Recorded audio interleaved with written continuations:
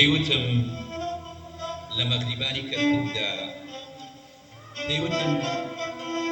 لە مەغریبانی کەرکووکدا تۆ لێرە بیت، پێیوتم لە مەغریبانی کەرکووکدا تۆ لێرە بیت، خۆریش ئاوا بێت دڵ ئاوا نابێت.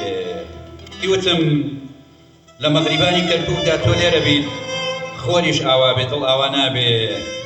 پێیوتم لە مەغریبانی کەرکووکدا دەتبەمەوە ئیمام قاسم، لەوێ کراسی شعرت لەبەر دەکەم، دەتبەمە خانەقای موحیبەت، لەوێ ڕوحە ڕادەمووسم. ئاخر ئەگەر مەغریبان تۆ لێرە بیت لە کەرکووک، ئەگەر مەغریبان تۆ لێرە کەرکووک، ناچارم لەکن تۆ بمرم.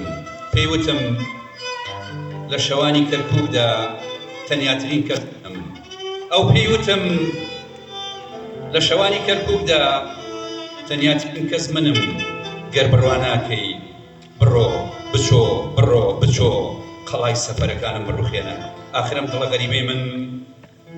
دڵە غەریبەی من بۆتە شوشەیەک لە تەنیایی بە هەڵی ناچش دەشێ. پێیوتم بێ لە ئەمڕۆم، جگە لە ئەمڕۆم هەموو تەمەنم هەموو ڕۆژەکانم بسڕەوە.